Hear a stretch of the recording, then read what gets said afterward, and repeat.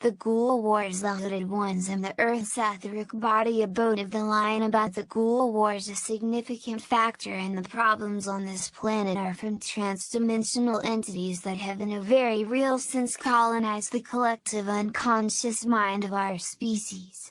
These beings, often termed ghouls or the Hooded Ones, have also made their home in the Earth's etheric body.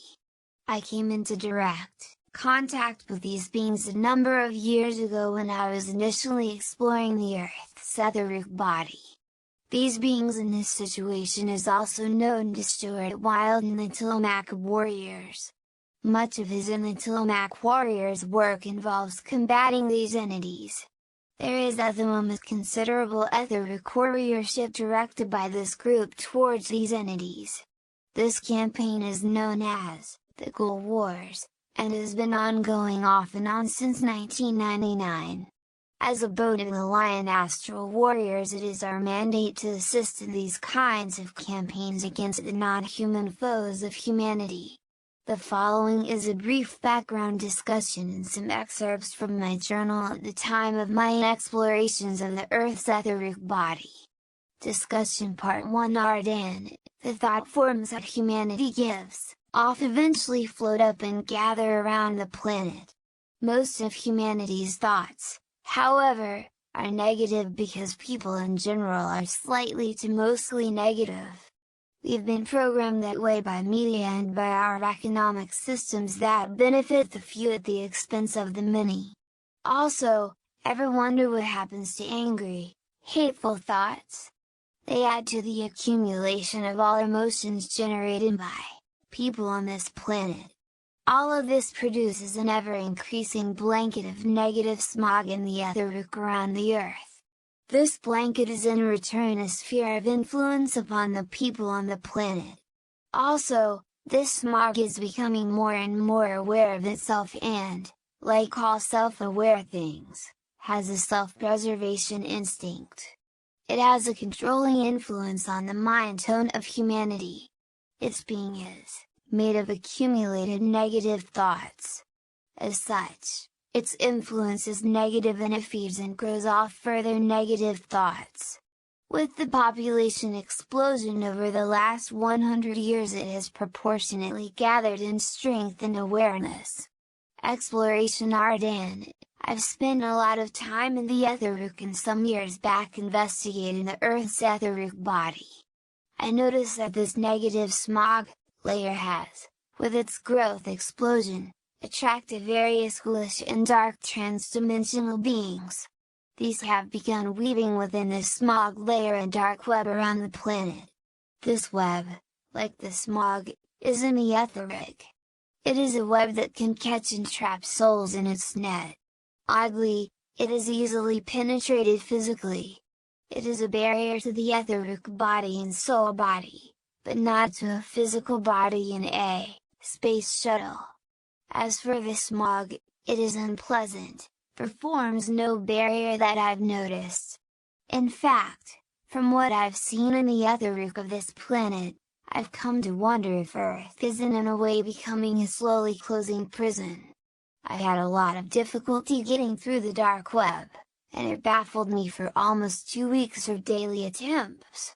It was very tricky stuff, as tinkering with its meshes brought the ghoulish transdimensionals. Eventually I got though with the aid of an etheric maneuver I use for transitioning between dimensions. It is a very simple move along the lines of the Necker's cube effect that pops one over, and I used it to reappear on the other side in the web. Once there I examined the web closely. It was safer from this side for some reason, I guess breaking in isn't a concern, and found at least one gateway to the physical Earth, and I think there are other gates. The one I found was very dark and unpleasant. It was down a long dark tunnel in the dark web. It was a very frightening place. The gate has been locked and closed for centuries, I would guess, cutting off the traditional paths in and out of the place. Or so it seemed to me. The gate, though unused, was watched and I had some touch-and-go situations. These beings don't play fair, and they play I believe, for keeps. Later I learned how to combat the transdimensionals, but it is very frightening because of a certain trust in oneself factor involved, and the necessary closeness to them that was required. But on the plus side I found that once out of the Earth's gravitational influence, a person's etheric being unfolds. The Earth's gravity compresses our etheric. In space, our etheric being is maybe 10 to 12 sizes bigger, and it is our natural etheric state, but it takes a while before you experience the unfolding. Further exploration Ardane, then I turned my attention to exploring the solar system. I got virtually no sleep for about 2 weeks because of the whole there is no up, or down in space thing. Eventually I learned that space, like Earth, has substance, yet this substance, again like Earth, is entirely illusion. Anyway, I found it is possible to step into this space substance / space fabric like stepping into a hollow tree.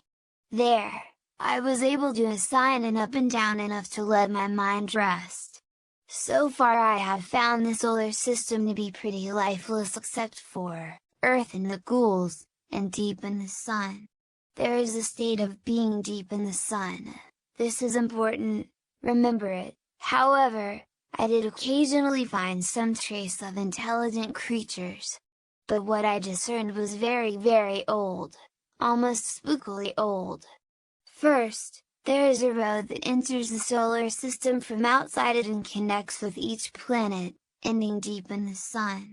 At the solar system's edge where it enters is a large gate and gatehouse. There are other gatehouses and watchhouses, some near planets, and odd things inside asteroids, especially the asteroid belt, and some very iffy comets. A road in space that connects each planet is frankly impossible. It is beyond my comprehension how it could be. In fact, most that I encountered out there was beyond the limits of my comprehension. So much so that most all I can get from the stuff I see is a metaphor for it, or a symbol of what it is similar to in our world. Such is the road, such are the gatehouses, etc. Whatever these things in actuality are, I have found in them remains of some kind of spirituality or religion. It is an energy, really. But an energy that speaks of what I term goodness. However, it is more residue or echo than a now energy. But the ghouls don't like it, and that is something. Discussion Part 2. The hooded ones seem to have taken up precedence in the negative smog layer. It's not completely clear if they are the ones weaving the web, or if the web is being woven under their direction, but they are certainly taking full advantage of it. The gates seem to be blocked as well, which is a troubling situation. The highest concentrations of spiritual smog, and densest portions of the web, seem to correspond to the areas directly above the larger cities. Also, where the smog is densest it exerts the strongest control. In the etheric we have observed a singular metaphor for this. There appears to be stings leading down from the web, especially over cities, attached at one end to a floating one, and at the other end to a human. We assume the strings represent influence of the hooded one over the person. And as an important note, it is our experience that these strings can be cut, releasing the person from direct influence. The hooded ones can be combated in the etheric with our warriorship, but it has been observed that when you attack one, it draws a crowd of others to its rescue. Our most successful strategy so far has been with making lightning raids on them, and withdrawing before they can assemble. However, we do have allies when it comes to battling with the transdimensional ghouls and hooded ones. Our allies are etheric dogs. If you are in a tight spot in this regard, call on the etheric dogs and they will help. I have privately maintained for several years now, that dogs in the etheric are the only allies humanity has in the ghoul wars, but on the occasions I have brought it up it has not been received at all seriously, and I do admit it is an odd assertion. However, it was confined last week, November 2004, by Stuart Wilde in regards to the Ghoul Wars when they remarked, "With the etheric warriors, came etheric dogs." I know that might sound utterly ridiculous, but I can't modify the details just so you will believe it. The dogs came in the thousands. They acted as protectors. There were not enough etheric warriors to go around, so the dogs sat and guarded people and places. If the ghouls mounted an attack here in 3D against a particular human, or a place, the dogs barked and the etheric warriors arrived at speed. So the dogs allowed the etheric warriors to cover and protect a greater geographical area than would have been possible without the dogs. For further information, see the etheric dogs, a warrior's best friend? A battle with the ghouls. For those who wish more insight into the ghouls in the web, the following are excerpts of my initial excursions as recorded in my warrior journal at the time, April 4th. I have been considering the best way out into the universe. The starry sky at the back beyond the far mountains seemed the logical choice, but it just doesn't feel right. It feels more like it would be a journey through my own psychology. The elevator room feels a better bet if I can take it up far enough and break through the dark web around the earth, so I gave it a try. I went into the elevator, and reversed. Then I felt myself zooming up faster and farther. Then there was a feeling like a breakthrough and I was out into space looking down at the earth. However, it wasn't a total breakthrough. Just beyond was a dark, unpleasant web. It was like a dark smog with webs and meshes in it. It was spooky. There didn't seem to have any obvious way through. I went a little way into the smog and tried the webs. They were sticky and unpleasant, and I nearly got stuck. I had the feeling too, that tugging on the web would bring something nasty like the way a fly's struggles bring the spider. I puzzled and puzzled on how to get through it. I thought of using glittering sword, but I felt cutting a hole through it might bring the spider, or whatever. Also, leaving a trace of passage felt dangerous as well. I felt that however I got through, it had to be without leaving a trace. I puzzled and at one point found that I could draw things up through the elevator shafts from within the no lava metaphor. As soon as I realized this, little Sarah came to me from out of the elevator top to help me.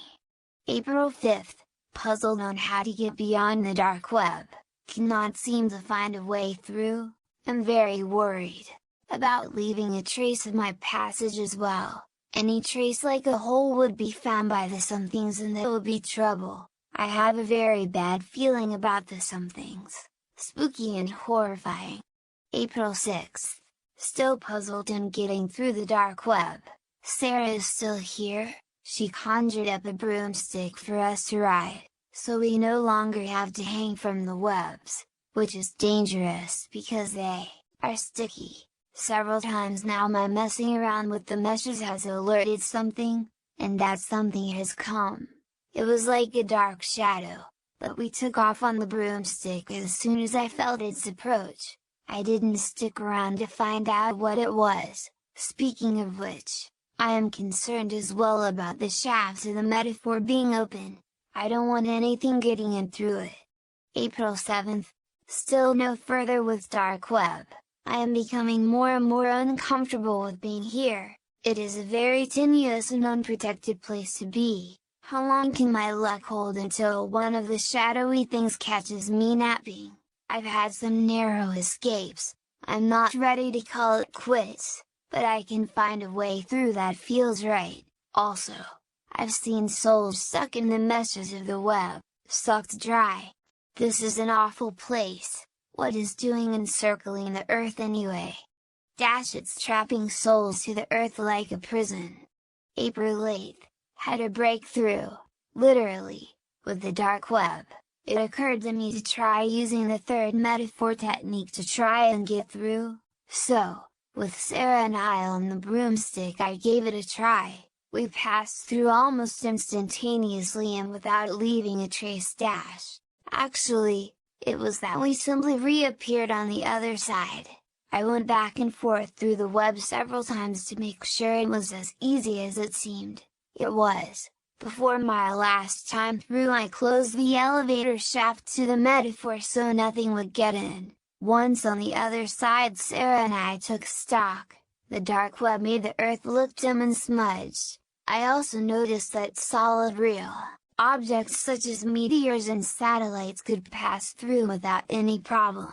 The web was such that it was an etheric barriers being in the etheric beings, and only perceivable in the etheric. We can see dark cloud shapes approaching the earth, ghoulish beings that looked like dementors. I didn't get the feeling they had noticed me so far, but it did not seem a good place to stick around. We zoomed off into space looking for a safe place. None of the other planets felt safe, and the moon felt particularly dubious. It wasn't until we got to the asteroid belt that I felt safe and hidden. It was possible to hide within all the debris of the belt. We came to one of many large asteroids. I don't know why we were drawn to it, but we were. We were drawn to land on a ledge on a cliff. There was a hidden door here that opened for us. Inside it was all jade. It was like the asteroid was a large rough chunk of jade. Inside a passageway took a couple of lefts and right like a Greek key pattern. And then there was a long passageway carved from the jade. At the end of the passageway an ornate door opened into a circular chamber. From here I had a vision of the Tillamook sword. April 13th. Been having trouble again this last week finding a centered place. After the vision of the Tillamook sword at the asteroid does not feel right as a personal place. However, I managed to find a place tonight that worked. I found a very small asteroid, maybe 10 feet diameter, placed it in a steady Earth orbit. It is spiritually connected to the Tillamook asteroid, and, like it, is entirely jade. Inside was a pleasant little room hollowed from the jade. The jade, I learned, is a barrier the ghouls can't perceive through. It simply seems solid rock to them. The asteroid seems like a good base camp for my operations. Whatever they turn out to be, I feel safe here. April 15th, was relaxing in the jade chamber when I suddenly had visitors. It was little Sarah, followed by Pitch and Dow. April 17th, went out for an excursion, had an impression that there are etheric gates to the different planets, and wanted to see what I could find of a possible Earth gate. Took the staff and the cloak and flew to the dark web around the Earth. After much looking I found one of the gates. It was down a long shadowy tunnel in the dark web. The gate was locked, and looked like it hadn't been used in centuries. No one gets in, no one gets out. What the freaking hell is going on here? It is like no one knows what is going on out here at the edge of the galaxy here on Earth. Dark forces have surrounded the Earth and live off those inside. The gates have been sealed, and there is no way out. April 18th, went back to the tunnel and the Earth gate, fell asleep while in the tunnel and had very bad dreams of UFOs and ghoulish entities. They woke me up, they were so bad. Made me feel there was more than a casual connection between the two, that one provoked the other. The dreams had an etheric feel to them, and I felt touched by their ghoul shadow. April 19th, went back to the tunnel and the Earth gate again.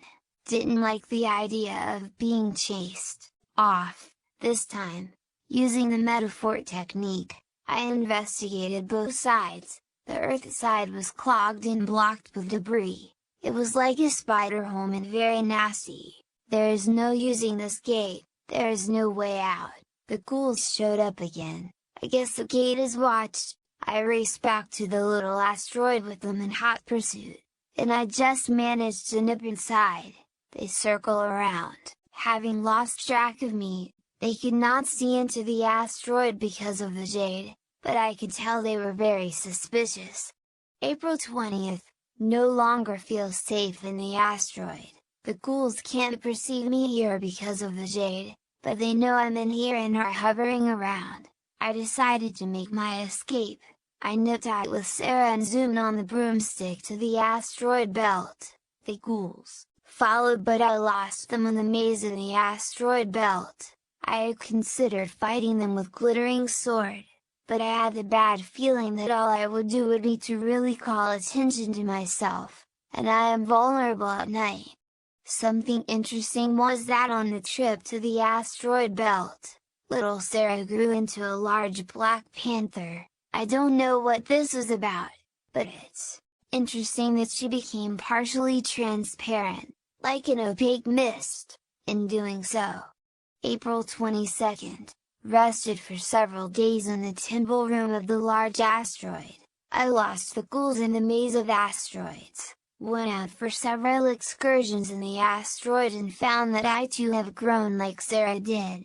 It is like I have unfolded ethereally. It seems that once out of the Earth's gravitational influence, a person's etheric being unfolds. The Earth compresses our etheric. In space, our etheric being is maybe 10 to 12 sizes bigger, and it is our natural etheric state.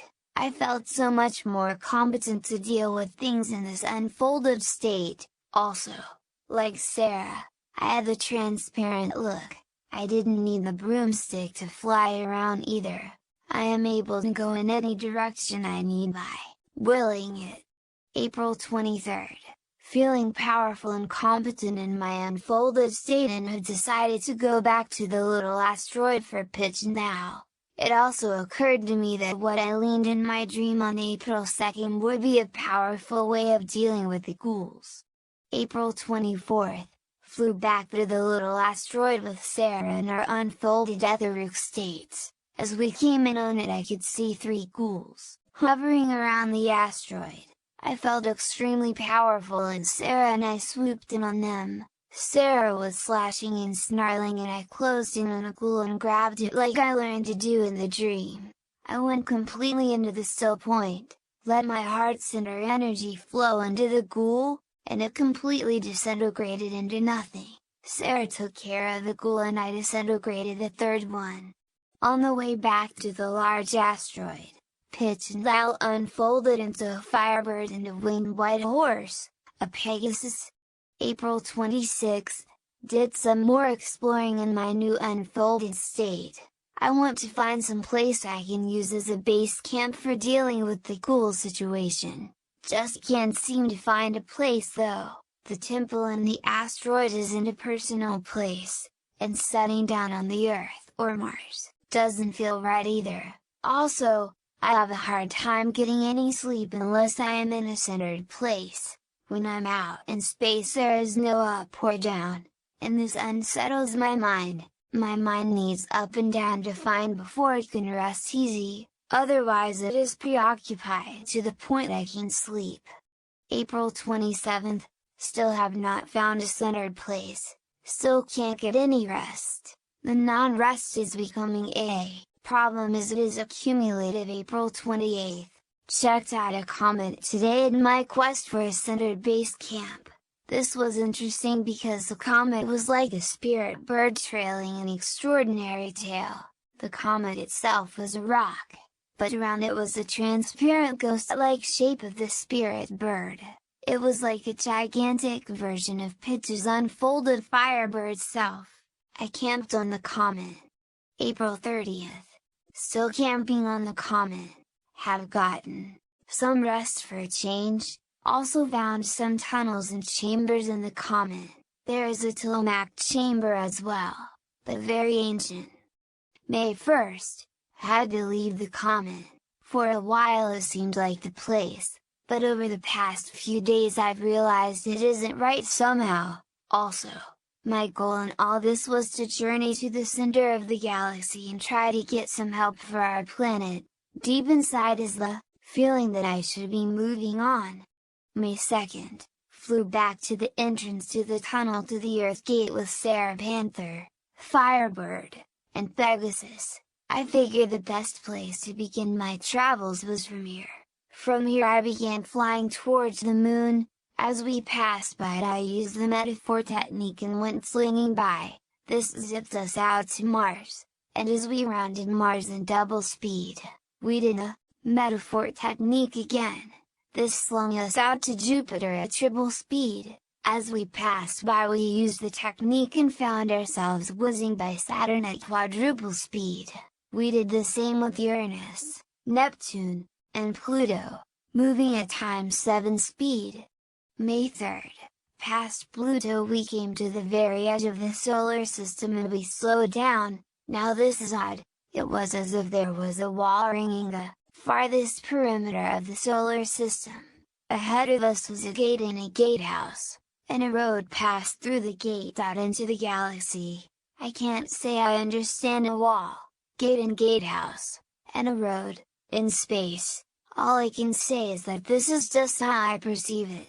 Perhaps what I'm looking at is beyond my comprehension, and my brain uses the closet thing from my world to represent it. May 4th. Spend the day exploring the gatehouse. This seemed ancient, but still in okay repair. It wasn't so much a ruin, rather it felt abandoned, and abandoned for ages and ages. There was a great hall, much like a Tillamook temple, in the building. I've mentioned Tillamook temples several times here and should clarify.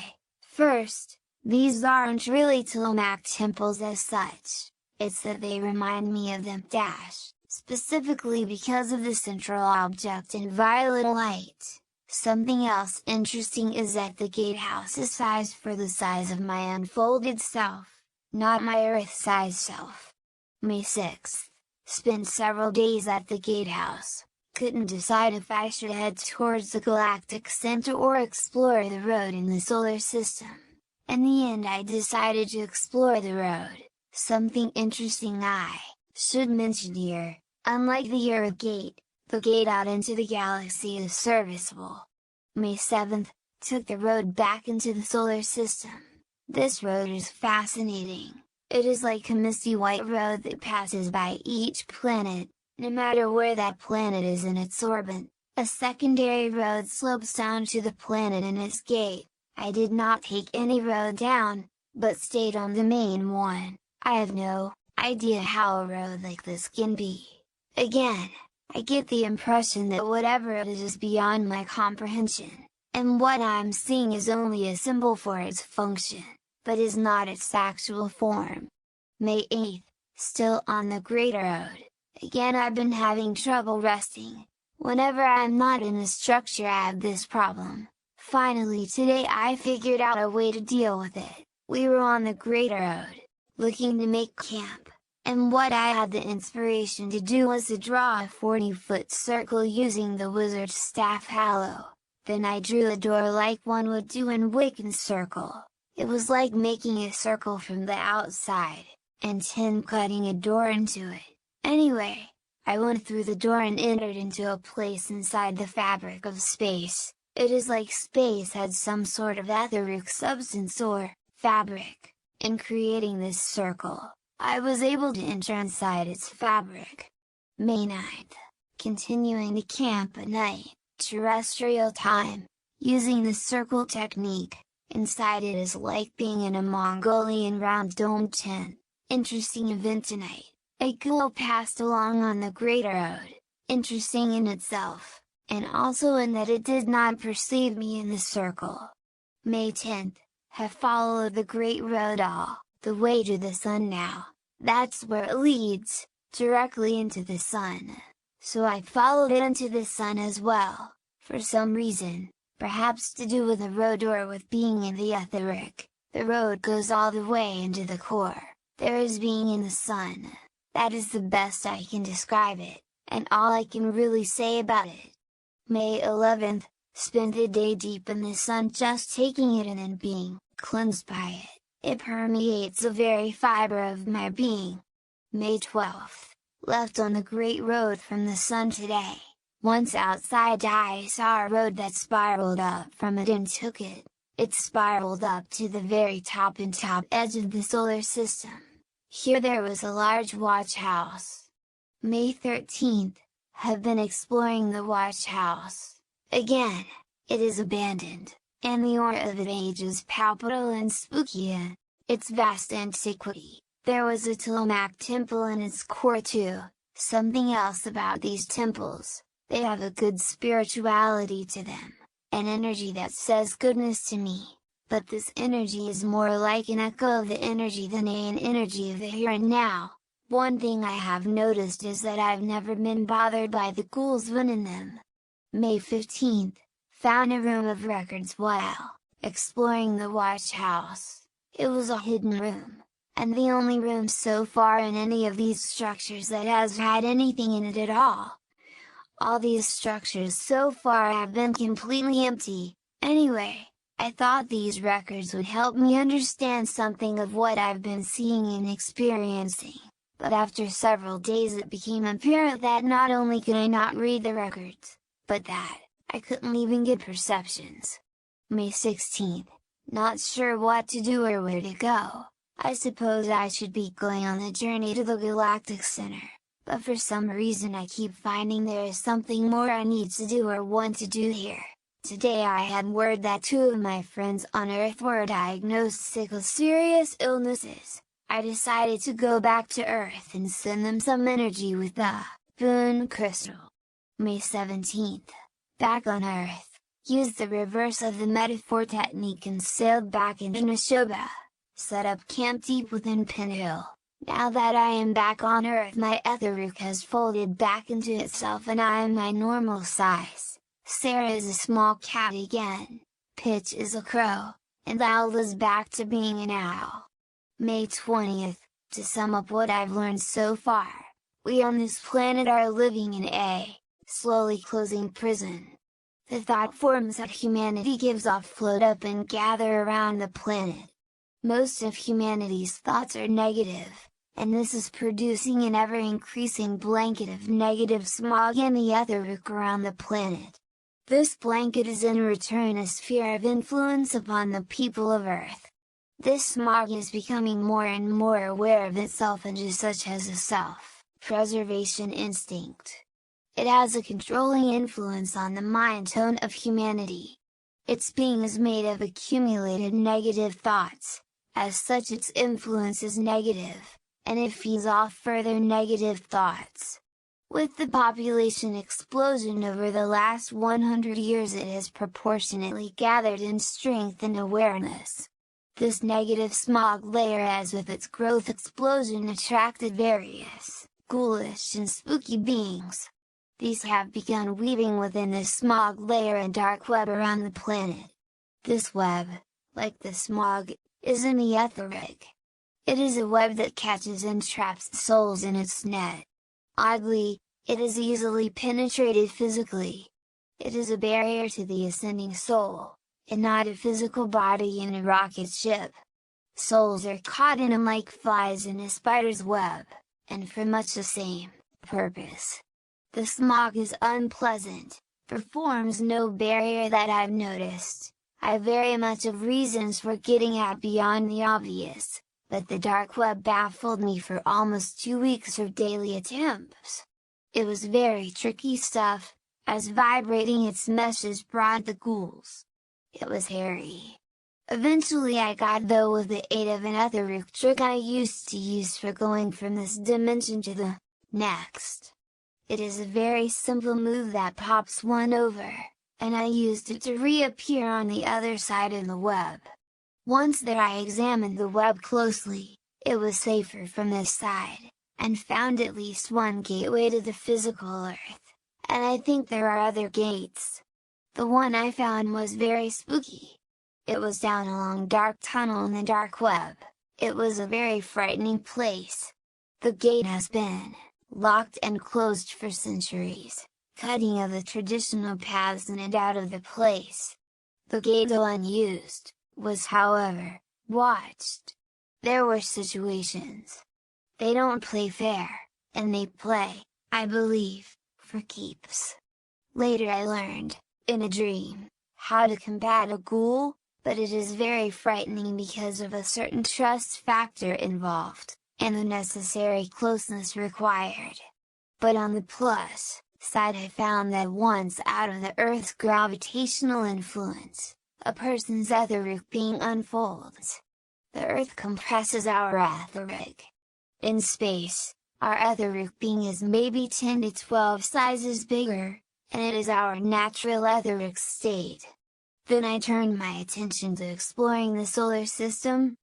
I got virtually no sleep for about 2 weeks because of the whole there is no up or down in space thing. Eventually, I learned that space, like Earth, has substance, yet this substance, again like Earth, is entirely illusion. Anyway, I found it is possible to step into this space substance / space fabric like stepping into a hollow tree. There, I was able to assign an up and down enough to allow my disoriented mind to rest. So far I have found the solar system to be pretty lifeless except for Earth and the ghouls, and deep in the sun. There is a state of being deep in the sun. However, I did occasionally find some traces left of intelligent creatures. But it was so very old. Almost spookily old. First, there is a road that enters the solar system from outside it and connects with each planet, ending deep in the sun. At the solar system's edge where it enters is a large gate and gatehouse. There are other gatehouses, and watch houses, some near planets, and odd things inside asteroids, especially the asteroid belt, and some very iffy comets. A road in space that connects each planet is frankly impossible. It is beyond my comprehension how it could be. In fact, most that I encounter out here is beyond the limits of my comprehension. So much so that most all I can get from the stuff I see is a metaphor for it, or a symbol of what it is similar to in my world. Such is the road, such are the gatehouses, etc. Whatever these things in actuality are, I have found in them remains of some kind of spirituality or religion. It is an energy, really. But an energy that speaks of what I term goodness. However, it is more residue or echo than a now energy. But the ghouls don't like it, and that is something. June 1st, feeling a little bored and looking for some action, decided to journey back to the dark web and try taking on the transdimensional glinities, set up camp at the little asteroid with Pitch, Midnight, and Owl. June 3rd, went down the dark tunnel in the dark web to the Earth Gate. I zoomed along at incredible speed and smashed through the gate with incredible velocity. There were a number of trapped souls on the other side. These came streaming out in flashes of white light. Then the ghouls showed up. I retreated back out the tunnel to open space and took them on. Phoenix, Panther, and Horse laid into them too. Then it got a bit much and I retreated to the gatehouse at the edge of the solar system. I took some of the escaped souls with me. Some seemed like they wanted to with me. I retreated at velocity using the Necker's cube method. I felt exhilarated with the fight. June 4th, set up camp at the Great Hall of the Gatehouse. There were 12 of the escaped souls that came with me. I got the impression they were warriors who would help me take on the ghouls. June 5th, the ghouls approached the gatehouse today and surrounded it. They can't seem to get beyond the ring of protection I made with the bin crystal. These are way scary beings. June 6th, something is very wrong. I have some real bad feelings about things. Suddenly, I have the bad feeling that the 12 souls who accompanied me here are actually ghouls. I do not feel in the least bit safe. June 7th, I do not know what has happened. The gatehouse is no longer safe. Something is very wrong with the 12 souls. I think they are actually ghouls. I escaped out the back into the deeps of space beyond the edge of the solar system. My plan is to head to the Galactic Center. June 9th, woke up in discomfort. June 10th, this discomfort has become extreme discomfort. Even the slightest movement gives me shooting pains. I am also bleeding. June 11th, decided to stop in at a star system for healing because of the pain. Man, it is killing me, and the continual blooding is scary. June 12th, have been at a star system since yesterday for healing, but I have bad feelings here too, like with the 12 souls. Suddenly I am very scared, and being way out here is frightening. I feel like I am in serious peril. The pain is intense. June 13th, retreated back to Earth. It was just too scary out here, and the pain and blood is too much. Went to Avalon on the barge. At the island I was escorted to an opening in the base of the door.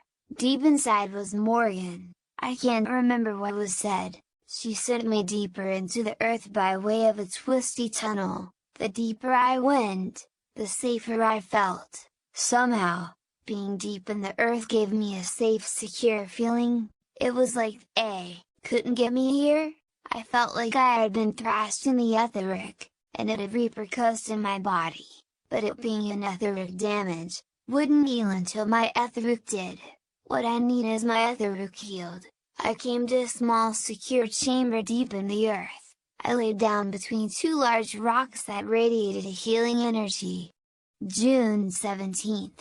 Well, after 2 weeks, the bleeding and discomfort has pretty much stopped. Man, this has been one hell of a thing. They play rough. Some questions and answers about the journal question. When reading your journal entries, I both found it interesting that your journey happened over an extended period of time, certainly longer than I would have figured one could safely project at once. It kind of seemed like placing a bookmark in your rhetoric, traveling through the solar system when you wrote about setting up camps, etc. Did you come back to the physical for day-to-day affairs, or were you really out for that long a time? Ardane, I never really know about it, and no one has asked about it before now. But the question makes a lot of sense. The best I can describe is that my luminous body and physical body were living different experience tracks, and that my ego consciousness was able to move between the two bodies.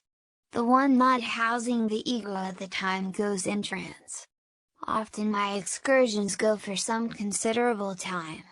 The hero's journey was an etheric excursion that took over 3 years to complete. When you project an etheric body into such deep and lengthy travels, it cannot simply pop back the way the spirit can. It has mass, unlike the spirit, and is subject to the laws of mass. So if the etheric body has gone 3 days in, it will take 3 days to get out, even though the spirit can pop right back in an instant. It is possible to pull the etheric body straight out if it is not in too deep, but there is physical and mental backlash. Also, it is possible to simply go in spirit, but without the etheric body. It is a superficial experience. When doing this kind of work, I am very careful about not having two conscious timelines happening at once, and that the etheric part of myself maintains congruent behavior. When I am in the etheric body on the excursion, before I return my spirit, ego consciousness to the physical body, I always have the etheric body make camp and go to sleep. Then I return. When my spirit is not in it, I make sure the etheric body is in a safe place and sleeping. Same with the physical body when I am projected into the etheric one.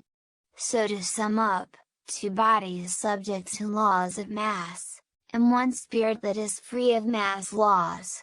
Time, distance, and mass governs the moments of the etheric body, but not to the extent of the physical one, and so on long excursions, both the physical and etheric bodies need to be in a safe place and comatose when the ego consciousness is not inhabiting one or the other. Also, you can suffer something akin to soul loss doing this, and this needs to be addressed from time to time on any extended excursion. The following pertains to various questions in regards to the journal, Ardane. There certainly is, in retrospect, a Star Trek quality to some of this. But the key here is that what I am reporting is metaphor and symbol. Or I should say that I experience it and interpret it as metaphor and symbol, but record it in my journals at face value. I don't actually believe any of these things exist in the face value way that I'm recording them. The best way to approach it is as Jungian active imagination in the collective unconscious, via the gate to it from my personal unconscious, and in the medium of the etheric body of the galaxy. Where I'm on the ball it will be collective, and where I'm not, it will be personal. The idea is to push via one into the other. What I typically refer to as soul equates to the astral and etheric bodies, and what I typically refer to as spirit equates to the mental and spiritual bodies. The following analogy isn't exactly right, but it works reasonably well. There is the physical body. Permeating it and extending out from it by about a quarter inch is a bioeclectic body. Permeating the physical body and extending out about a half inch from the bioeclectic body is the etheric body. Permeating the physical body and extending out from the etheric body by about 3 inches is the astral body. Permeating the physical body and extending out from the astral body for about a foot is the spiritual body. The non-physical bodies that permeate the physical body and extend out from it make up the aura. They are not actually distinct bodies so much as gradients of energy. The denser energy is closer to the body, and the freer lighter energy extends further out. But certain approximate distances have special names because of the properties of the particular gradient of energy.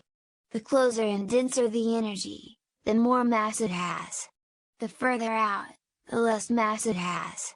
Some people feel that there is actual mass involved, although so slight that it is not measurable. This conclusion is based on the apparent properties of ectoplasm.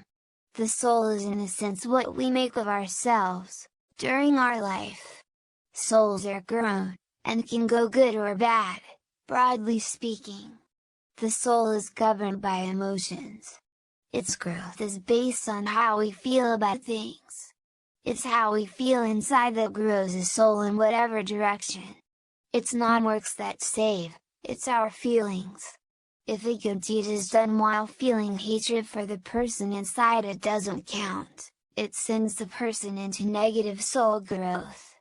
It's not the deeds, it's how we feel inside while doing the deed that counts.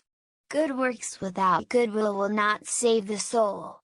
Saving one's soul is simply unconsciously having repeatedly sincere goodwill inside. The spirit is transcendental. It is eternal. It is like a reminder of God that lives in us. It doesn't grow like a soul, it is constant. But it can appear to grow larger or smaller, which is actually not about it, but about the amount of awareness we have of it. The more awareness we give it, the bigger it seems. What part of us lives on in the spirit? Awareness of the spirit is governed by mind, which is not the same as brain. Awareness of spirit is achieved via the virtues and ideas held sacred and true to in the mind. It's what we hold sacred and ideal that awakens a greater or lesser experience of spirit. It is what we aspire to that defines awareness of spirit on one's life. In the etheric and astral, movement is achieved by desiring to move, and information is processed by feelings. Feelings govern the experience of the astral, etheric, same as the soul. Thus the etheric, astral realms are thought of as the soul realms. Thus a soul, like the etheric, astral body is considered to have mass, and as such, can be damaged, clawed away, and parts of it lost, same as the etheric and astral bodies. Also, the soul is too dense, too much mass to function in the less dense higher spiritual realms. It's too heavy. It is relegated to the lower realms. That is what a lich is, a soul without a body. As for spirit, it is accessed by mind, and is not moved by emotions. It is literally above emotions, but this does not mean it is without feeling. In the spiritual realms, travel is via mind, not via body with density to it. Where you think to go, in the spiritual realms, is where you do go. The spirit equates to the spiritual body, and the outermost, less dense part of the aura. Spirit does not operate well in the lower bodies because it gets bogged down by the density. There has been more than one philosophy involving the fall of man that uses the analogy of the spirit going down into the lower densities and getting trapped in matter there. And it makes some real sense. As for the aura, the sizes I gave pertain to the average person. All of these bodies can loosen and flow out larger with spiritual work, particularly the astral and spiritual bodies. With some people, not me, the spiritual body can fill a room or even larger space. To get back to your question, ego consciousness is an emotional consciousness. It's all about wants and needs. This makes ego a soul level part, not a spirit level part. The ego will not transcend death like the spirit does, not ever. So soul essence is part of ego consciousness, but not part of spirit consciousness. The ego is barred from the spiritual realms, thus almost barring us completely from the spiritual realms, while alive. When you consider how tight the ego, the me, is glued to our face. To access the truly spiritual realms, which is done by mind, the ego needs to be left behind, which is very hard to do, and pretty much won't do on its own. However, there is a nice technique for this involving an open cube. Ask me about it some time. So an attack on the soul is an attack on the etheric, astral body, because the soul is made of the same material. Some people even go so far to say that the soul is the etheric, astral body. And that, for all practical purposes, is true. Etheric, astral material can be damaged, and clawed off, and yanked off. Thus, same with the soul. And thus, in a way, an attack on the etheric, astral body is an attack on the soul. It's not fully so, but close enough that it comes out to pretty much the same thing in practice. So damage in astral warriorship is almost exclusively soul damage. Thus the depressions and energy losses resulting in, and signifying, etheric, astral, soul, damage. Soul damage can be healed by adding more etheric energy, like drawing it from a tree. But soul loss, as opposed to etheric, astral body loss, is not so easily fixed. It often requires retrieval of the etheric energy part actually lost. Soul loss is essentially ego loss, which is a diminishing of the self and the self's capabilities. Bringing back the soul, ego part retrieves the capabilities. This is why emotional trauma has such a negative effect on the etheric, astral body. The soul itself has been traumatized, and the effects are played out in the associated astral, etheric body, which are the emotions and energy. And these repercuss on our health. The etheric body is closest to the physical body, so damage to the etheric often spills over to the physical body. The spill is generally downhill. Astral damage won't spill up to the spiritual body, but it will spill down to the etheric. These are the repercussions on the physical body that Stuart Wilde talks about, and why and how it happens. The repercussions on my physical body from the etheric fight I lost were mostly a variety of different debilitating back pains. Each one lasted about a day each. I would conclude they got their best hits in on my back. I also had severe exhaustion. The soul damage, which was part of that, resulted in depression, but I've experienced this enough from these type of episodes to simply push through it and not take it seriously. I don't think I suffered any major soul loss because I still have all my capabilities. If I were to find myself unable to cope or perform in the routine of daily life, in ways that were once easy for me, that would signify actual soul loss had occurred. I don't feel well, but I function, so I know I'm okay in that regard.